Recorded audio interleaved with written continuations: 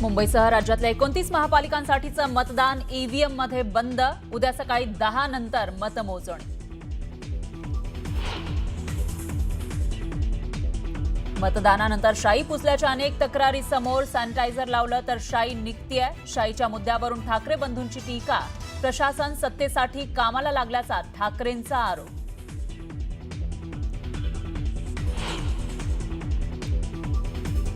निकालानंतर कशाला दोष द्यायचा याची तयारी सुरू. मुख्यमंत्री फडणवीसांचा ठाकरे बंधूंवर निशाणा. फडणवीसांनी शाई पुसून दाखवत विरोधकांचे आरोप फोडले.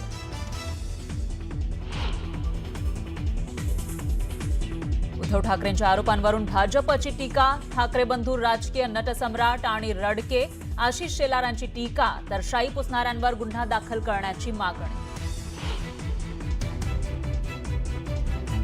निवडणूक आयोगाकडून 2011 पासून मार्कर वापरला जातो. निवडणूक आयोगाचं स्पष्टीकरण. शाई पुसून पुन्हा मतदानाला आल्यास कारवाईचाही इशारा. मुंबईतील प्रभाग क्रमांक 2 मध्ये मनसे आणि भाजप कार्यकर्त्यांमध्ये राडा. मनसे शिवसेनेचे भगवे गार्ड मतदान केंद्राबाहेर गोंधळ घालत असल्याचा भाजपचा आरोप. आणि नवी मुंबईत मतदानासाठी वनमंत्री गणेश नाईकांची धावपळ. मतदार यादीतून नाव गायब झाल्यानं गोंधळ. तासाभराच्या धावपळीनंतर नाईकांचं मतदार यादीत सापडलं नाव.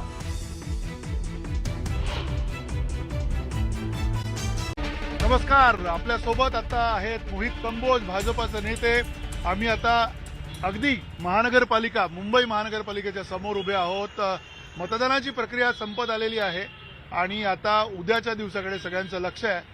पण मोहित कंबोज हे असं एक नाव आहे भाजपमध्ये आणि खास करून मुंबई भाजपमध्ये ज्यांचं बॅकएंड जे असतं ते फार तगडं असतं आणि त्या तगड्या बॅकएंडवरती नेमकं त्यांनी काय काम केलं तेही आपण त्यांना विचारणार आहोत. तुमचं स्वागत आहे मोहित कंबोज. आणि नुसतं तेवढंच नाही तर एकूण ही जी सगळी रणनीती होती या सगळ्या निवडणुकीमधली ती रणनीती नेमकी कशा प्रकारे लावली गेली, भाजपने यंत्रणा कशी हलवली हेही त्यांना आपण विचारणार आहोत. सबसे पहले जो आपको सवाल पूछना वही है कि मराठी के मुद्दे को लेकर ये चुनाव लड़ाया गया. खास करके दो ठाकरे जो बंधु है वो साथ आए और उसके बाद एक अलग लहर भी दिखाई दी. कम से कम ग्राउंड पे आपको पता नहीं लगी कि नहीं लगी, कुछ लोगों को ऐसा लगा कि एक लहर आई है और मराठी के मुद्दे को लेकर मतदान भी होगा. आपको लगता है कि ये सब जो माहौल है वो उसी तरह से चला है या कुछ अलग होने वाला है? देखिए, पहले तो सबसे पहले मुंबईकर्स का आज बहुत दिल से धन्यवाद कि जिस तरह से निकल के उन्होंने आज वोटिंग के अंदर पार्टिसिपेट किया और ऐतिहासिक वोट. मुझे लगता है 7 बजे जब 5:30 बजे के आंकड़े आएंगे तो ये मुंबई में दिखेगा कि मुंबई के 55% से ज्यादा वोटिंग मुंबई में हुई है. और रहा सवाल ठाकरे ब्रदर्स का साथ में आने का, देखिए ये अब वो पॉलिटिकल कंपल्शन था कि सर्वाइवल का कंपल्शन था, ये तो वही बता पाएंगे कि साथ में क्यों आए. लेकिन ये मेरा मानना है कि बहुत अच्छी बात है अगर एक परिवार के लोग दो होते हैं और साथ में कभी इकट्ठे होते हैं, चाहे उसका कोई भी रीजन हो, पॉलिटिकल हो या नॉन पॉलिटिकल हो, शादी के लिए साथ आए हों या सर्वाइवल के लिए आए हों. तो मेन विषय ये होना चाहिए था आने का कि मुंबई का विकास और डेवलपमेंट. और मुझे लगता है उनके पूरे भाषण में 2.5 साल तक जब उद्धव जी मुख्यमंत्री थे वो 2.5 साल में एक भी काम ऐसे नहीं गिना पाए कि वो जिस विषय के ऊपर उनको वोट मिलते. तो देखिए, मराठी अस्मिता की बात हो, मराठी लोगों भाषा के ऊपर वोट मांगना हो या मराठी के ऊपर वोट मांगना हो, उनके पास एक ही मुद्दा बचा था. बाकी उनके पास कुछ भी नहीं बचा था जिसके ऊपर वोट मांग सकते थे. तो लगातार ये देखा गया कि महाराष्ट्र के मुख्यमंत्री हो, उन्होंने भी जो बात छेड़ी यहाँ पे वो विकास की बात रही. बाकी भाजपा नेताओं ने कुछ अलग अलग मुद्दे उठाए, बांग्लादेश का मुद्दा उठाया. लेकिन क्या आपको लगता है कि ठाकरे ब्रदर्स के आने के बाद मराठी का मुद्दा जो है वो उसने तूल पकड़ा और उसके बाद हो सकता है कि बीजेपी के लिए कुछ दिक्कतें आई है इस चुनाव में? देखिए, मेरा ऐसा मानना है कि 2014 के बाद जब देवेंद्र जी महाराष्ट्र के मुख्यमंत्री बने और 2014 से पहले के चुनावी मुद्दे और 2014 के बाद के चुनावी मुद्दे हमेशा अलग होंगे राजनीति के. एक 10 साल का टेन्योर बीच में 2.5 साल का छोड़ के उनके पास 10 साल 11 साल का टेन्योर मिला जब भारतीय जनता पार्टी महाराष्ट्र में शासन में थी. तो मुंबई के अंदर कोस्टल रोड का विषय हो, अटल सेतु का हो, 2 एयरपोर्ट का विषय हो, कंक्रीट रोड का हो, मुंबई में डिसैलिनेशन प्लांट का हो, एसटीपी का हो, आप मुंबई के विषयों में बात करेंगे तो आज जिस तरह से 3 डैम, पोईसर, शेलार और गारगई डैम हो, अनेक ऐसे विषय मुंबई के जो पिछले मेट्रो के अंडरग्राउंड मेट्रो के आगे के लाइन के, तीसरे एयरपोर्ट के, मुंबई के ब्यूटिफिकेशन के, आज MMRDA के माध्यम से हो, BMC के माध्यम से, तो भारतीय जनता पार्टी ने, देवेंद्र जी ने पिछले 10 साल में, एक डेकेड के अंदर जो काम उन्होंने करके मुंबई को दिखाए और जिस तरह से मुंबई बदली, आज भारतीय जनता पार्टी के इतने डेवलपमेंट के विषय थे, विकास के विषय थे, जो लेके वो चुनाव में गई। 14 के पहले कभी भारतीय जनता पार्टी सरकार में थी नहीं, तो उनके पास कुछ भी ऐसा विकास के विषय नहीं थे जो वो लोगों तक लेके जा सकती थी।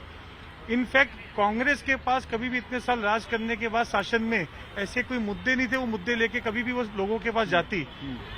म्यूनिसिपैलिटी के अंदर 25-25 साल अगर उद्धव जी के शिवसेना ने राज किया, उसके बाद भी उनके पास ऐसे डेवलपमेंट के काम नहीं थे, क्योंकि उनका जो माइंडसेट और नैरेटिव काम रोकने का है, काम बढ़ाने का नहीं है। तो भारतीय जनता पार्टी के बाद देवेंद्र जी के पास लास्ट 10 सालों के अंदर जो काम करके उन्होंने दिखाया, सिर्फ नारियल नहीं फूटे, लोगों ने हकीकत मुंबई में 2 एयरपोर्ट, दूसरा एयरपोर्ट चालू होते हुए देखा। बिल्कुल, और ये विकास की बात रही, लेकिन साथ साथ में इस बार के चुनाव में ये देखा गया कि एक तो बिन विरोध प्रत्याशी लेके आए, पैसा बहुत बहाया गया, ऐसा कहा गया, साथ साथ उसमें आरोप आलोचना भी हुई, ठाकरे ब्रदर्स की तरफ से उस तरह की आलोचना हुई। लेकिन सबसे अहम और एक मुद्दा था जो अजित पवार ने इस तरह का आरोप लगाया कि पैसे का बहुत ज्यादा इस्तेमाल हो रहा है। शिंदे, अजित पवार, इन दोनों के बीच में झगड़ा रहा और बीजेपी और एकनाथ शिंदे के बीच में भी इतना ही झगड़ा रहा उनके कार्यकर्ताओं के साथ साथ। तो क्या लगता नहीं कि ये पैसों की वजह से ही इस चुनाव का पूरा माहौल बिगड़ गया? नहीं, मेरा ऐसा मानना है कि कोई पैसों का इसके अंदर ऐसा कोई विषय नहीं है। इलेक्शन कमीशन अपना काम कर रही थी, पुलिस अपना काम कर रही थी, डिपार्टमेंट एजेंसीज अपना कर रही थी, और ऐसा कोई पुलिस ने ऐसे पैसे पकड़े या ऐसा कभी भी कोई ऐसे कोई न्यूज कभी ऐसा दिखा नहीं या डिस्ट्रीब्यूशन का दिखा नहीं। रहा सवाल कि जब पॉलिटिकल आप एक दूसरे पे आरोप लगाने की बात करेंगे, देखिए पॉलिटिक्स के अंदर जब आइडियोलॉजिकल थोड़े से डिफरेंसेज हों, अभी अजीत दादा के अपने डिफरेंसेज है, बीजेपी के अपने आइडियोलॉजिकल डिफरेंसेज हैं, तो कार्यकर्ताओं के सामने, जब लोगों के सामने आप जाएंगे, तो आपके पास सत्ता में होते हुए भी सर्वाइवल के लिए कुछ ना कुछ आपको बोलना पड़ेगा। अब वो नैरेटिव आज की पॉलिटिक्स मेरा ऐसा मानना है कि स्ट्रिक्टली नैरेटिव बिल्डिंग के ऊपर हो गई है। कौन नैरेटिव अपना पहले सेट करता है, अब वो नैरेटिव सही है कि नैरेटिव गलत है। जिस तरह से 2024 में कांग्रेस ने भारतीय जनता पार्टी आएगी तो संविधान चेंज करेगी, ऐसा फॉल्स नैरेटिव लेके आए जिसका नुकसान महाराष्ट्र में बीजेपी को भुगतना पड़ा। हमने नैरेटिव के ऊपर पार्टी ने बहुत काम किया, विधानसभा में आपने देखा, वही नैरेटिव, पॉजिटिव नैरेटिव जो बीजेपी ने काम किए, वही लेके नैरेटिव को लेके वो चुनाव में गई। दूसरा सवाल आपका बांग्लादेशी का हो या जिस हिसाब से एक कैंपेन था, ये देखिए ये खुद में एक सिक्योरिटी, नेशनल सिक्योरिटी का विषय है, तो उसको ध्यान में रखते हुए हमारे नेताओं ने उसके ऊपर बात भी की। और मेरा ऐसा मानना है कि बांग्लादेशी का विषय एक सेंसिटिव विषय है ही है पूरा, इसमें कोई हिंदू मुसलमान का विषय नहीं है, ये नेशनल और एंटी नेशनल का विषय है।